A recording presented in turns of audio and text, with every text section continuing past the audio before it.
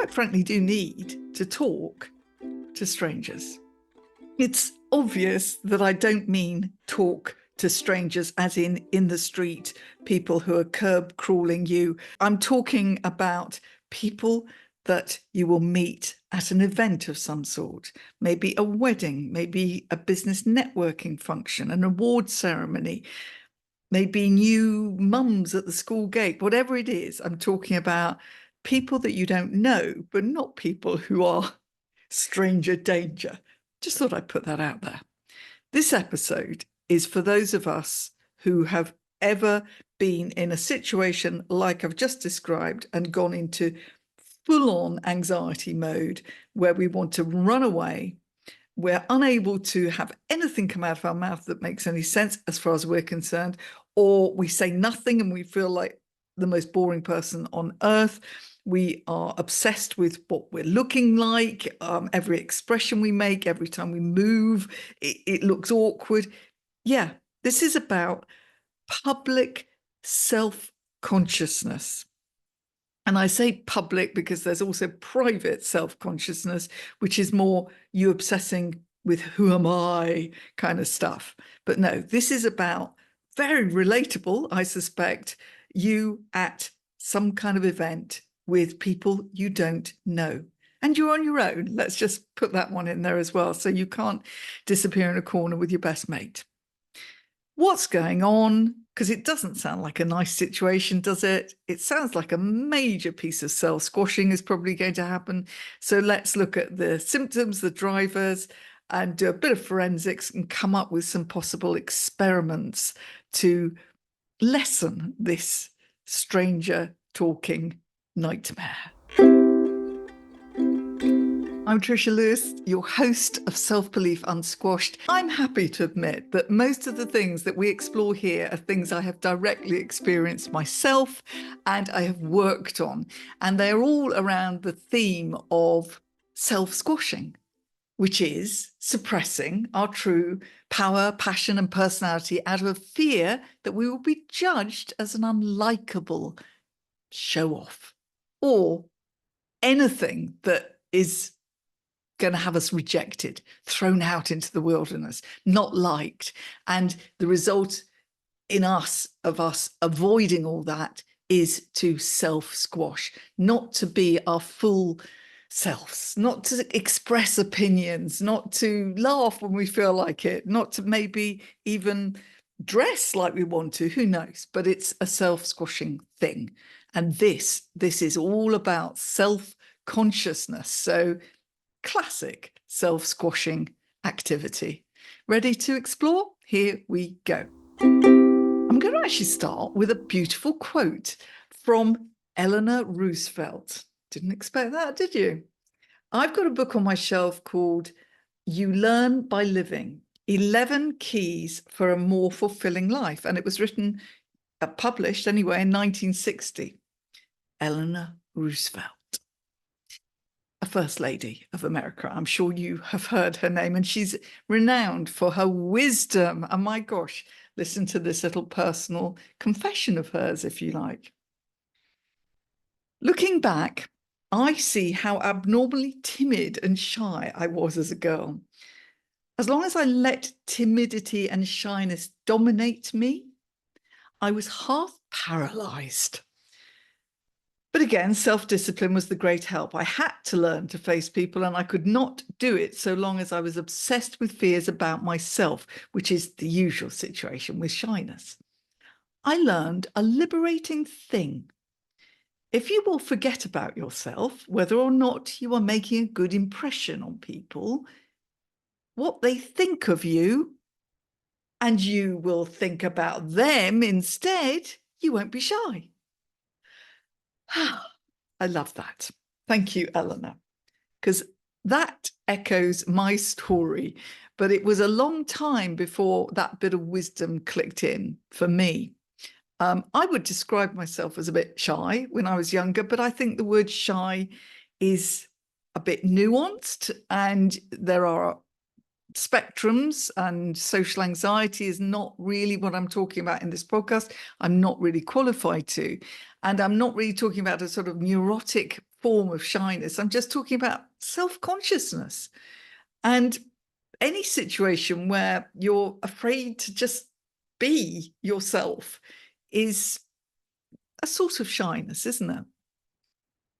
So I would, for instance, look at the mirror a lot when I was younger. In fact, this is right through into my adult years as well. And you could say, well, how very vain, Trisha, you know, that you need to check just to see how beautiful you are. But actually, I think it was more that I was very self-conscious about how people were going to perceive me. Did I look perfect? Had I got a smudge on my face?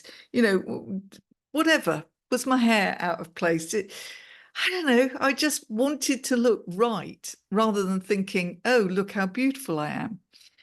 And that would apply even walking down the street, you know, in the days when they had lots of shops in the high street. So you could look at yourself in the reflection. I remember doing that a lot. And I really don't think it was vanity, because that's not how I felt. I didn't feel, look at me, aren't I great?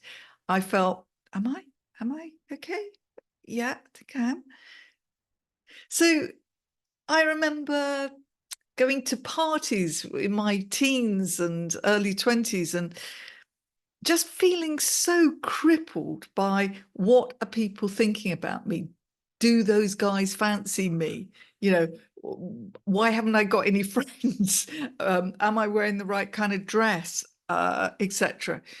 And therefore not being myself, so not giving anybody much of an opportunity to get to know me. And so no wonder I then felt, oh, they'll think I'm boring, because it kind of works like that.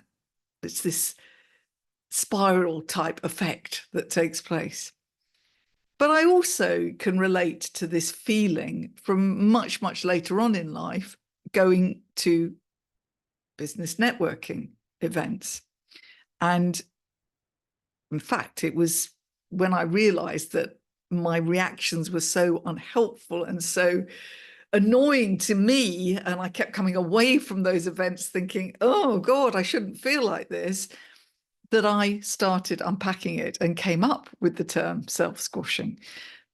Because to me, it wasn't quite rational that it was shyness that was going on, because I just spent decades as an actor, appearing on all sorts of theatre stages all over the place, with big, small, intimate audiences. I would be described by some people as quite extrovert.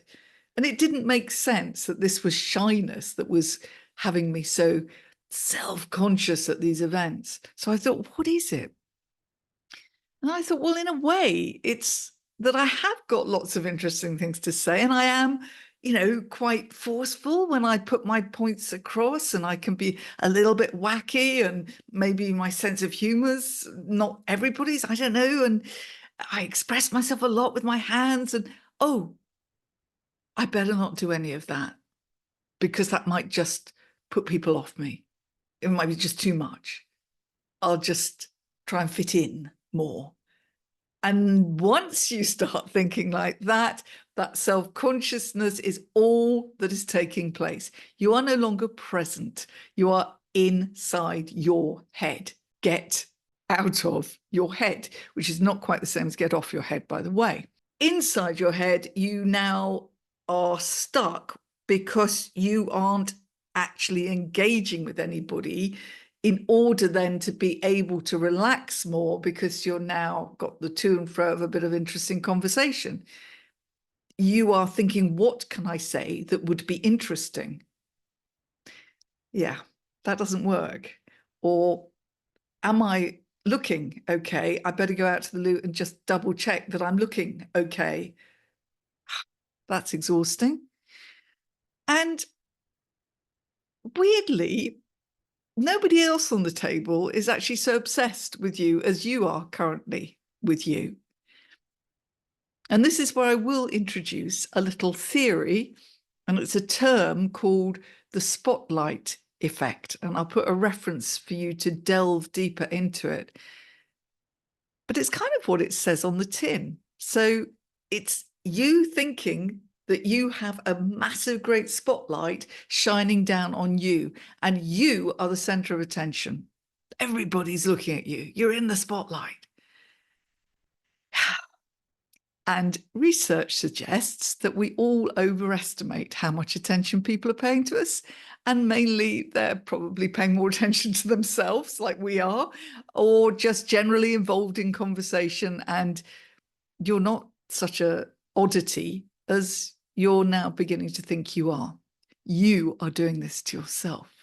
And that kind of level of self-consciousness, almost down to, have I got a bogey in my nose? I think I have. I need to leave this situation, because everybody is probably looking at it and not being able to say anything. How embarrassing. Or, oh, I think I might have just said somebody's name slightly wrong.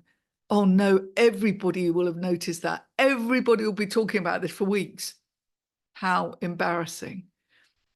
Or, I just laughed, but it made a funny noise when I laughed. Oh no, everybody will think I'm so weird. Oh, they'll probably laugh about me when I'm not. That's that feeling, isn't it? Do you remember that as a young person walking out of a room and thinking that maybe everybody was talking about you in a non-complimentary fashion because maybe, I don't know, maybe you just got upset about something or said something weird or stupid or dumb in your opinion, and you now believe, or that you think you were wearing something odd, didn't look good, maybe there was a slight tear in your trousers, I don't know, and now you've left, you're obsessed, you're so self-conscious that you think everybody that had you in a spotlight and they're now talking about you. So that is you doing that to yourself, and it's very human. So being aware that you're doing that to yourself is, of course, number one in just about all of the tips that I share. It doesn't mean getting self-obsessed with what you're doing and how you're feeling. It just means, like I describe it, putting this stuff out on the forensics table so it is in clear view, and then being reasonably rational about, that's interesting. Why do I do that? What's going on? Why have I reacted like that? Etc. So we're doing the forensics first. Yeah, we're actually spotting this pattern of behavior. And now, and this is how I cured myself, you need a practical action. There's no point in just sitting there thinking, don't do this, you're doing this thing again. Oh, because you're inside your head once you start thinking like that. And what you need is to get out of your head. You need to be present. So gradually you stop obsessing about every detail about yourself, the way you're smiling, the way your hair is falling, etc. And the best way to be present is to listen. But more than listen, ask questions. The real top secret to feeling less awkward and less self-conscious and becoming more relaxed when talking to strangers is to ask questions. Because guess what? People quite like talking about themselves. Now, I can hear you saying, but that just makes you a bit of a weakling, a bit of a people pleaser. Oh, do tell me about yourself. Don't worry about me. I'm very boring. No. If you did it a certain way, that is exactly how it would pan out. But I'm talking about putting on your detective hat. What the heck am I talking about? I talk about detective mindset because it really plays to this beautiful curiosity power, basically. So when you're asking questions, you're now listening, and you will pick up interesting little bits and bobs that you can ask more about. And within this, you're going to take the conversation in a direction where you feel very motivated to contribute genuinely, not as a sort of scripted, polite thing, but you've now found something that you're fascinated by, or that maybe you've got something in common and you want to perhaps share one of your stories, and they, of course, then want to know more about you. And That's what I mean by asking questions. It's not just boring. Oh, do tell me, what do you do? It's, hey, really good to meet you. Tell me a bit about what you do. They answer, oh, you mentioned that you used to work in Guildford. Oh my gosh, I grew up in Guildford. No. Yeah. You can see what I mean? These little clues are scattered around if you listen for them and if you really, really get out of your head. Because if inside your head you're thinking, what do I say next? You're not properly listening. And that is such a trap to fall in. Many people fall into it. I've definitely done that. You know, yes, somebody's talking, you've asked them a question, but you're not really listening. You're thinking, oh gosh, it's going to be really embarrassing if I can't think of anything to say after this. So what shall I say that's interesting? And breathe. Get this thing out on the forensics table. Stop it being your forever self-squasher, which of course will lead to you saying, I won't go to these events ultimately, which is a real shame. And you will be missing out on all sorts of opportunities. And also, you need to keep doing something in order to get better at it. That's just you can have that for nothing.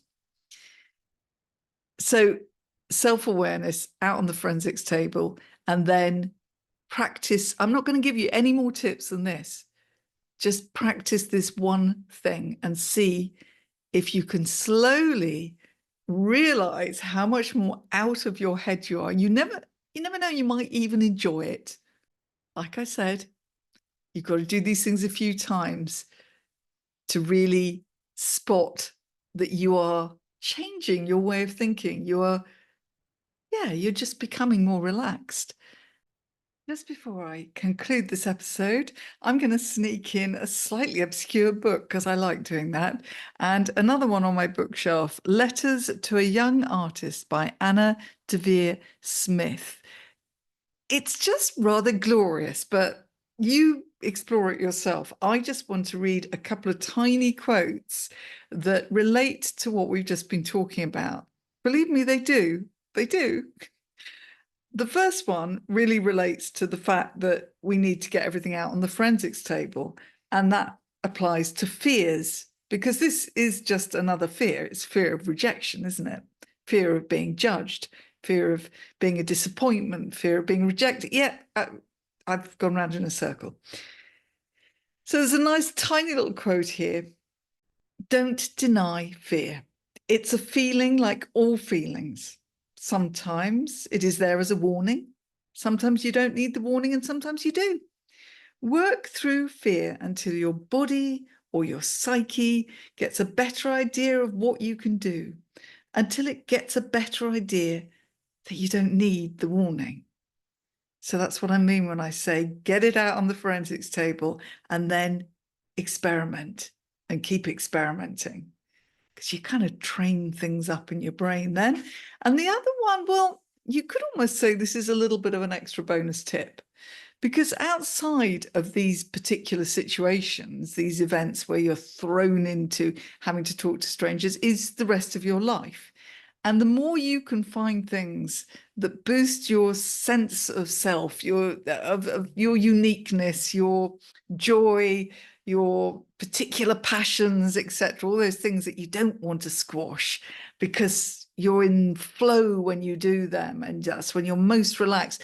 Not only does it sort of train you up generally to feel better about yourself and be more curious and more motivated, but it also gives you things to talk about, doesn't it?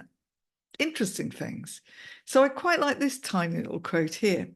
The reason I want to learn to jump rope, I think we call it skipping, I said, coming to a sudden realization, is that when I was a kid, a fat kid, I was horrible at it. I never was able to jump double dutch or do any of the standard jump rope things that the kids on my block did. So silly as it sounds, I want to learn to jump rope to free my body of certain chains it put on a long time ago about jumping rope. That's quite a nice thought to end on, just generally about unsquashing. I actually went back to a set of parallel bars that I used to gather around with friends when I was, I don't know, 10, 11, 12, and they'd all just spin around them. You know, you've seen kids do that. And I would stand there and I couldn't do it. And I felt like a complete blob of a useless wimp. But just before my 60th birthday, I made a plan. And on my birthday, we went back and discovered that exact set of parallel bars in the town that I grew up in, miles away from where I am now. We made a day trip there. And guess what? I did it. I did the jump rope. I addressed it. Felt good. Anything like that in your life? Obviously, all safety precautions to be taken.